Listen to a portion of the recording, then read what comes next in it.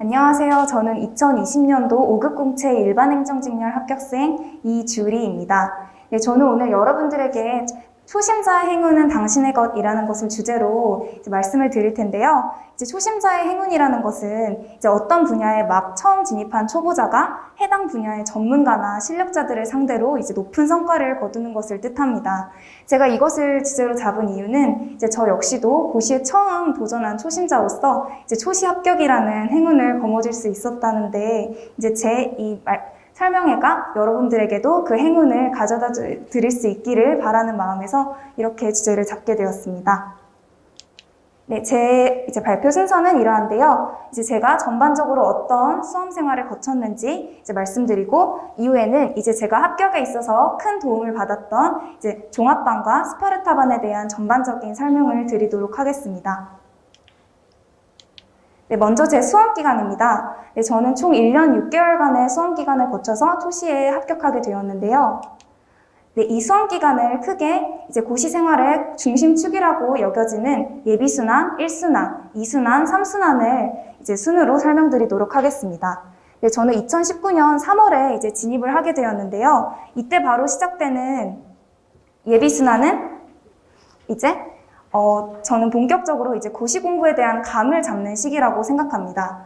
처음으로 고시 공부에 진입을 하셔서 고시 과목을 처음으로 공부하게 되실 텐데요. 저도 이때 예비순환에 고시에서는 이런 시험 과목들을 보는구나, 그리고 시험에는 이런 식으로 출제가 되는구나 하는 전반적인 감을 잡았던 것 같습니다. 그리고 밑에 보시면 작은 글씨로 100일 몰입반이라고 되어 있는데요. 저는 예비순환 시기에 예비순환을 병행하면서 100일 몰입반이라는 특별반에 들어가게 되었습니다. 네, 이 몰입반에서는 예비순환 시기에 예비순환 내용 외에 조금 더 힘이 닿는 데까지 1순환, 2순환 내용을 먼저 앞서서 공부하는 반이었는데요. 제가 몰입반에 들어가게 된 계기는 제가 종합반에 등록하기 직전에 봤던 1차 시험에서 굉장히 저조한 점수로 처음에는 낙방을 했었습니다. 그로 인해서 슬럼프에 빠져있던 와중에 이렇게 슬럼프에만 빠져있을 수는 없겠다. 차라리 공부를 더 열심히 해서 이런 생각을 날려버리는 것이 더 수험적으로 도움이 되겠다 하는 마음에서 조금 무리해서 몰입반에 들어가게 됐는데요. 결과적으로 보면 저는 예비순환 시기에 예비순환 내용뿐만 아니라 몰입반에서 배웠던 내용까지 내용을 습득을 할 수 있어서 결과적으로 2차 시험 합격에 큰 도움을 받았던 것 같습니다. 네, 그 다음에는 곧바로 1순환이 시작이 됩니다. 1순환 같은 경우에는 예비순환부터 3순환 시기 중에 가장 긴 기간을 차지하는데요. 이 기간 동안에는 수험생 여러분들이 수험적인 개념 내용을 조금 더 예비순환에 비해 심화되게 배우시고 또 본격적으로 답안을 쓰기 시작하십니다. 저는 1순환 시기 때 가장 큰 실력 향상을 이루었다고 생각하는데요. 그때 가장 큰 도움을 받았던 것이 답안 쓰기를 하는 것뿐만 아니라 학원에서 참여했던 스터디 덕분이었습니다. 앞서 김준기 합격생 분께서 말씀해 주셨던 것처럼 종합반의 경우에는 학원에서 스터디를 구성해 주시고 또 스터디 리더까지 배정해 주시기 때문에 오직 스터디의 장점만을 얻어가실 수 있는데요. 제가 생각하기에 1순환 때 제가 얻었던 스터디의 장점은 첫 번째로 자기 자신의 문제점을 자신이 스스로 파악하고 그것을 고칠 수 있다는 점입니다.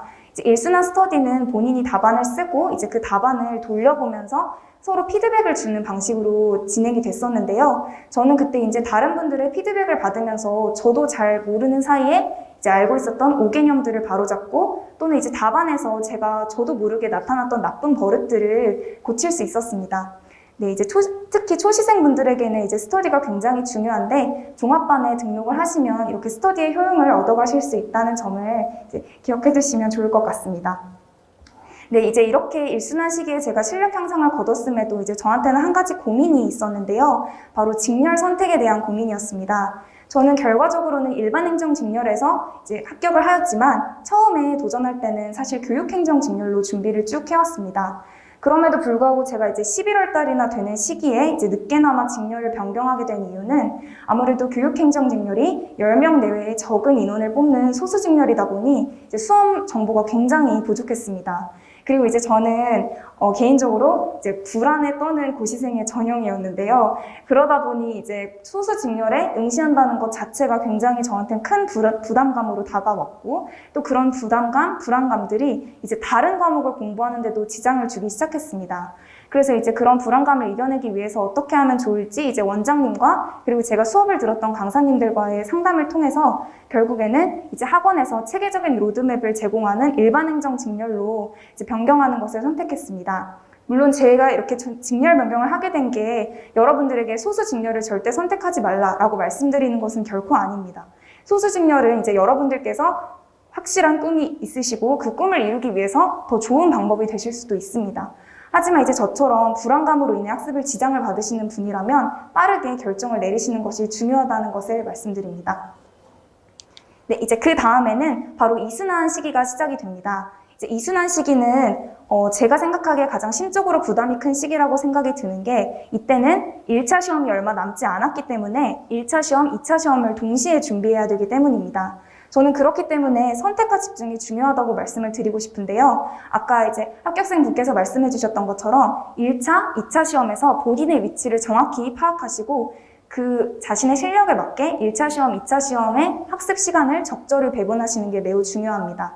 초시생 같은 경우에는 매우 이제 단기간에 이제 최종 합격을 꿈꾸시는 분들이기 때문에 수험 기간 혹은 학습 시간이 굉장히 부족합니다.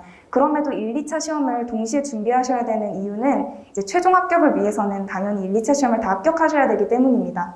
그래서 이제 선택과 집중이 매우 중요하다고 생각이 들었고, 이제 이순환 시기 때는 본격적으로 이제 선생님들께서 2차 과목의 경우 기출 문제를 정확하게 분석해 주시기 시작합니다. 이제 그때 여러분들이 수업을 들으시고 이제 이렇게 내 답안을 쓰면 되겠다라고 답안 매뉴얼을 만드시는 것이 굉장히 중요한데요.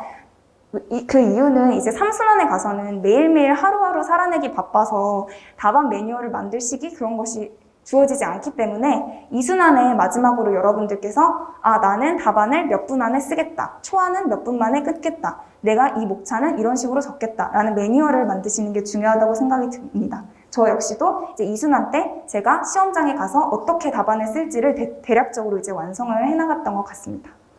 네, 이제 이순환 시기가 끝나고 이제 본래 1차 시험이 치러져야 했지만 앞서 이제 들으신 것처럼 저희 때 1차 시험이 약 2달간 연기가 되었습니다. 그때 이제 저는 그 2달간 연기되는 기간 동안 사실 이제 정말 그야말로 하늘이 무너지는 것처럼 이제 굉장히 힘들었는데요. 이제 그 시험 일정에 맞춰서 모든 스케줄을 다 짜 놓았는데 이제 갑자기 어그러지다 보니까 이제 굉장히 힘들었습니다. 하지만 이제 결과적으로 돌이켜보면 이제 저 같은 초시생이 그 2개월 동안 보충을 할 수 있었기 때문에 이제 합격의 가능성이 더 높아지는 전화위복의 계기가 되었지 않나 싶은데요. 이제 저도 개인적인 바람으로는 여러분들께서 치르시는 시험에는 절대 이런 시험 연기라는 사태가 벌어지시지 않기를 바랍니다. 네, 그리고 이제 시험이 결국에는 5월 16일에 치러지게 되었는데요. 이때부터 이제 2차 시험인 8월 21일, 그 전까지 3순환 시기가 이어지게 됩니다. 이제 3순환 시기에는 마지막으로 최종적인 내용 정리를 하고 이제 매일같이 모의고사를 보면서 시험장의 분위기를 익히는 그런 시간인데요. 이제 저는 그때 3순환 시기에 아무래도 초시생이다 보니 3순환 때 나타나는 엄청난 실력자분들을 보면서 이제 제가 과연 합격을 꿈꿔도 되는 걸까? 초시생이 초시 합격을 꿈꾸는 게 가당키나 한 걸까? 라는 그런 자책도 많이 했습니다. 이제 그때 이제 그런 제 고민을 해결해 주었던 것이 이제 스파르타반이었는데요. 이제 스파르타반은 이제 3순환 기간 동안에 조금 더 강화된 스케줄로 공부하는 프로그램이었는데 이제 저는 그때 꽉 짜여진 스케줄 안에서 이제 하루하루 후회 없이 살아갔던 것이 그런 3순환 시기의 불안감을 이겨내고 이제 최종 합격에 다다를 수 있었던 것 같습니다. 이 스파르타반에 대한 내용은 후에 자세히 다루도록 하겠습니다. 네, 그 다음에 이제 각 시험별 준비 방법인데요. 먼저 1차 시험이 어제 치러졌죠. 이제 1차 시험의 공식 명칭은 공직 적격성 시험입니다. 앞서 말씀드렸다시피 적격성 시험, 즉 적성 시험이라는 말인데요. 이 적성 시험을 이제 선천적인 재능의 영역으로 치부를 해서 나는 노력해도 안 될 거야 라고 생각하시는 분들이 많으실 겁니다. 저 역시도 처음 치렀던 피셋 시험에서 굉장히 저조한 점수를 낙방을 해서 이것을 극복할 수 없다고 생각했는데요. 이제 저는 그래도 5급 사무관에 대한 꿈을 참아 버릴 수 없었기 때문에 이제 어떻게든 1차 시험에 높은 점수가 아니더라도 붙어야겠다는 생각을 했습니다. 저는 그래서 2단계 플랜을 이제 추천해드리고 싶은데요. 1단계는 먼저 가장 중요한 단계입니다. 먼저 안정적인 목표 점수를 구체적으로 정하시라고 말씀드리고 싶습니다. 두 번째는 이제 선택과 집중의 테크닉을 연마하시라고 말씀드리고 싶은데요. 이제 각 단계별 구체적인 내용입니다. 일단 안정적인 목표 점수를 구체적으로 정해야 되는 이유는 아주 명확합니다. 이 목표 점수가 여러분들이 앞으로 피셋을 공부하는 데 있어서 명확한 이제 지침이 되기 때문인데요. 목표 점수가 어느 정도 되는지에 따라서 내가 언자상 이 세 과목에서 어느 정도의 점수를 얻을 것인지, 그리고 언어 과목에선 몇 문제, 자료 과목에선 몇 문제라고 내가 맞출 문제를 결정하는 등 이제 구체적인 학습 계획을 세우는 데 있어서 지침이 되기 때문인데요. 이걸 정할 수 있는 방법은 이제 가장 먼저 자신이 선택한 직렬의 10년의 합격선을 먼저 분석하셔야 됩니다. 이 합격선을 기계적으로 받아들이시는 것이 아니라 이제 각 시험별 난이도도 고려하셔서 대략적으로 합격이 어느 점수에서 결정이 되는지를 파악을 하시고, 이제 두 번째는 그 합격선보다 한두 문제, 막 10문제 이상 높은 목표 점수를 정하실 필요 전혀 없습니다. 왜냐하면 이 시험은 합격선을 통과하면 모두가 합격이라는 결과를 받게 되는 것이지 높은 점수를 받는다고 해서 1등, 2등 이런 등수가 나는 시험이 아니기 때문입니다. 그렇기 때문에 합격선에 비해서 한두 문제 정도 높은 점수만 잡으셔도 그 점수를 달성하신다면 충분히 합격하실 수 있습니다. 그리고 마지막으로는 이 합격 목표 점수를 여러분들이 피셋을 공부하시는 그 동안 계속해서 수정해 나가시라는 말씀을 드리고 싶습니다. 저 역시도 피셋을 공부하면서 이제 처음에 정했던 목표 점수보다 결국에는 한두 문제 더 높은 목표 점수를 정하게 됐는데요. 그런 실력 향상을 자신이 몸소 느끼면서 그 점수를 높여나가는 과정이 학습에 도움이 되었던 것 같습니다. 네, 다음 2단계는 이제 선택과 집중의 테크닉을 연마하라고 말씀드리고 싶은데요. 계속 말씀드렸다시피 이 시험은 내가 어떤 문제를 몇 초 안에 풀 수 있느냐, 이것을 보는 시험이지 무조건 많은 문제를 맞아라 라는 시험이 아닙니다. 그렇기 때문에 이 테크닉이 중요한데요. 이제 선택의 테크닉이란 딱 처음 문제를 보고 이 문제 내가 풀 수 있겠다, 아니 이 문제는 넘어가야겠다, 아니 이 문제는 절반 풀고 다시 풀거나 아니면 아예 문제를 버려야겠다라고 이렇게 판단할 수 있는 테크닉을 뜻합니다. 이것이 중요한 이유는 어려운 문제에 매여 있다가 자신이 얼마든지 풀 수 있는 쉬운 문제를 놓쳐서 불합격하는 불상사를 막기 위함인데요. 아마 이 부분에 대한 내용은 많이 들어보셨기 때문에 넘어가도록 하겠습니다. 그리고 이제 집중의 테크닉이란 자신이 선택한 그 문제를 정확하게 풀어낼 수 있는 테크닉을 뜻합니다.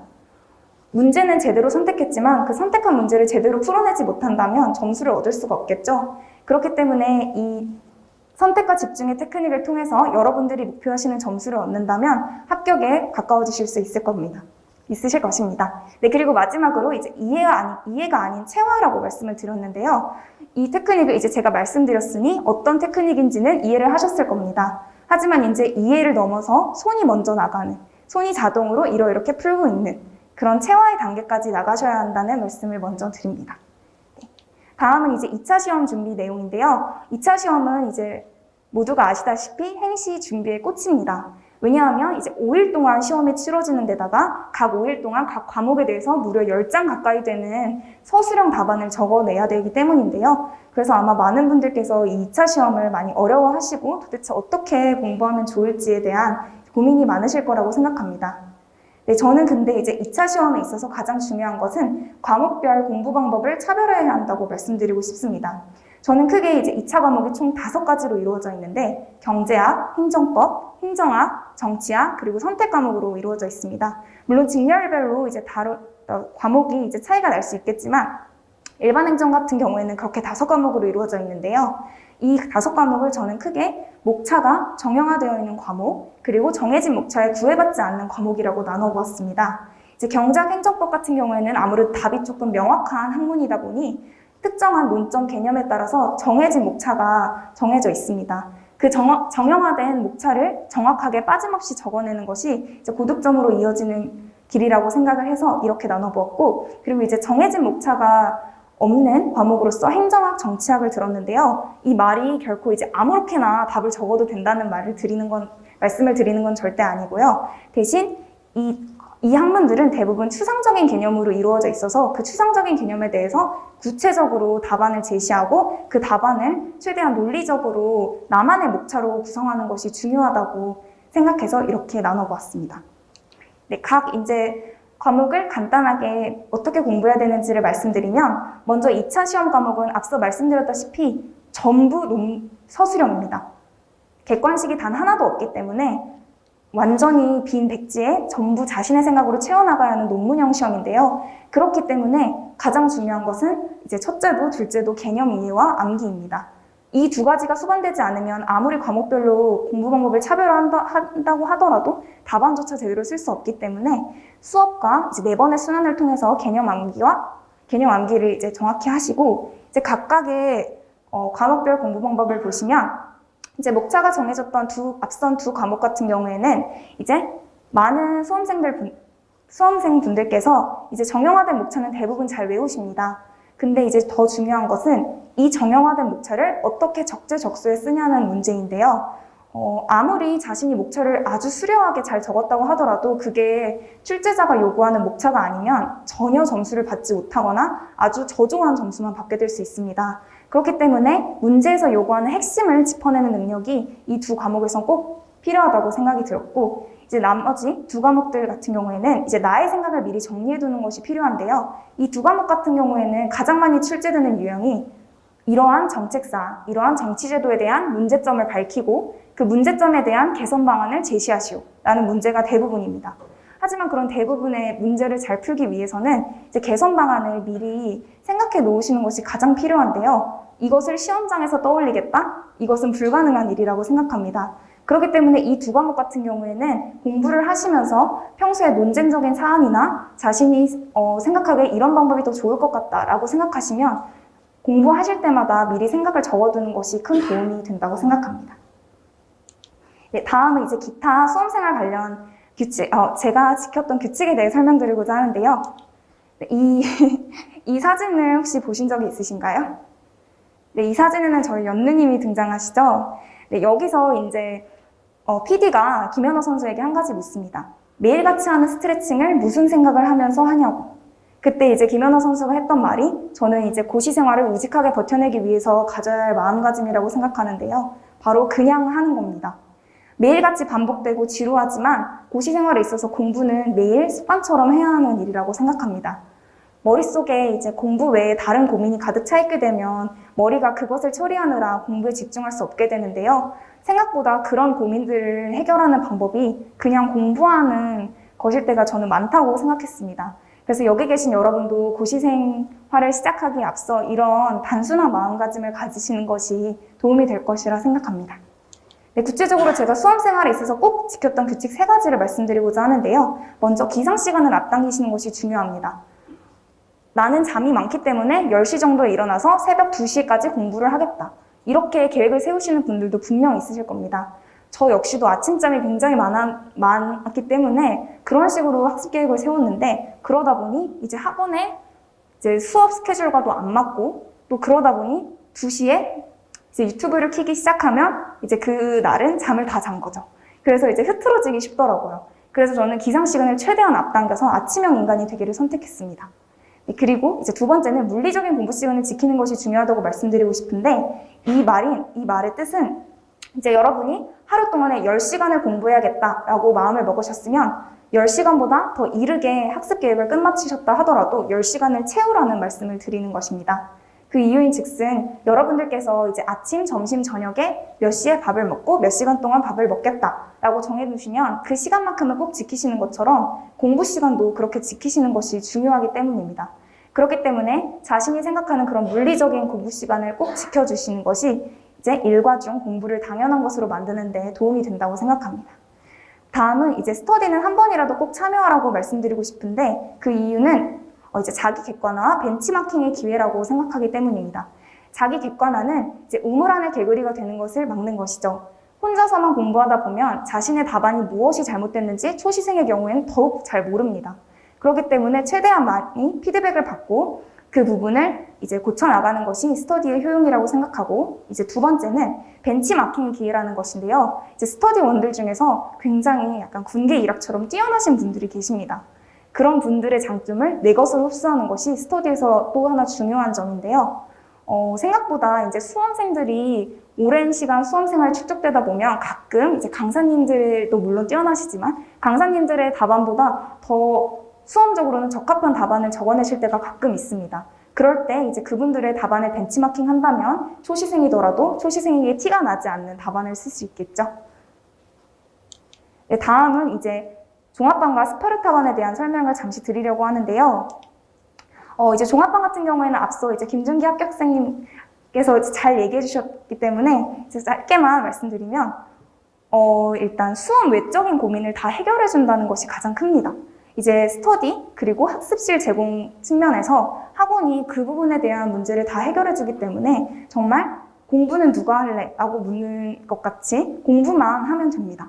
그래서 저는 아무래도 이제 정보 부족에 시달리던 초시생이었기 때문에 그런 이제 스터디 구성이나 학습실을 구하는 것에 대해 고민하는 것이 저한테는 굉장히 약간 비효율적이라고 생각이 들었거든요. 그럴 때 이제 종합반의 케어 시스템에 많이 도움을 받았던 것 같습니다. 그리고 인강 무제한에 대한 설명은 앞서 이제 원장님께서 말씀해 주셨으니까 넘어가고, 이제 베리타스 장학생 같은 경우에는 저는 이제 이 장학금 제도 덕분에 답안 쓰기 실력이 많이 늘었다고 생각이 듭니다. 이 장학생이 되기 위해서는 전 회차 모의고사를 응시하는 것이 전제 조건인데요. 그렇기 때문에 모의고사를 한두 번 빠질 수 있는 그런 유혹을 참고 장학생이 되기 위해서 전부 다 모의고사를 참여를 하겠다라고 마음을 먹었고, 그러는 동안 저도 모르게 이제 답안을 많이 쓰다 보니 그 실력이 많이 늘어나게 되었습니다. 그래서 큰 도움을 받았다는 점에서 여러분들이 이제 초시 합격을 꿈꾸시는 분들이라면 종합반에 한번 종합반을 알아보시는 것도 이제 좋을 것이라고 이제 추천을 드립니다. 네, 다음은 이제 조금은 먼 얘기지만 이제 스파르타반 얘기를 잠시만 드리려고 하는데요. 이제 스파르타반은 아까 말씀드렸다시피 3순환 기간 때 조금 더 강화된 스케줄로 공부하는 프로그램입니다. 이제 이 이름에서도 느껴지는 위압감이 있듯이 이제 스파르타반은 굉장히 스케줄이 빡센데요. 제 스케줄을 말씀드리면 저는 스파르타반 당시에 이제 7시 반부터 공부를 시작해서 이제 10시에 스파르타반 전용 모의고사와 강평을 듣고 그 다음에 점심을 먹고 1시부터 3순환 강의를 들은 다음에 이제 3순환에서도 모의고사 치르고 강의 듣고 또 저녁 먹고 그 다음에 이제 스파르타반 학생들로만 구성된 스터디에서 공부를 하는 것으로 이제 3순환을 보냈습니다. 이제 듣기만 해도 숨이 턱턱 막히는 학습 스케줄이지만 그 스케줄 안에서 공부하다 보면 3순환 시기에 절대 흐트러지지 않고 꾸준히 공부할 수 있게 됩니다. 그리고 두 번째는 이제 그런 스케줄 덕분에 최소한 전범위 내용을 2번 이상 반복할 수 있어서 부족한 내용을 마지막으로 챙겨갈 수 있고요. 마지막으로 이제 베리타스 자유수강권이라는 얘기는 스파르타반에서는 모든 선생님들의 모든 강의를 들을 수 있기 때문에 이제 모든 강의라는 말은 어폐가 있고 이제 이제 강사님들께서 이제 출제하시는 모의고사를 한 번씩 풀어보고 그분들께서 이제 직접 강평을 해주시기 때문에 내가 듣지 않았던 강사님들이더라도 한 번씩 그분들의 강의를 듣게 될 수 있습니다. 그래서 이제 다각도에서 입체적인 답안을 쓸 수 있는데 많은 도움을 준다는 점에서 여러분들이 3순환 시기에 나는 후회 없이 한번 공부해보겠다. 베리타스에서 제공하는 혜택 전부 챙겨가 보겠다. 라고 하시면 이제 등록해 보시는 것도 좋을 것 같습니다. 네, 이것으로 제 발표는 모두 마치고, 저는 이제 고시 생활은 최대한 짧을수록 좋고 그 이후의 기간은 너무나도 달콤하기 때문에 길수록 좋다는 말씀을 드리면서 네, 여러분들에게도 합격의 행운이 찾아가기를 기원하며 발표를 마치겠습니다. 감사합니다.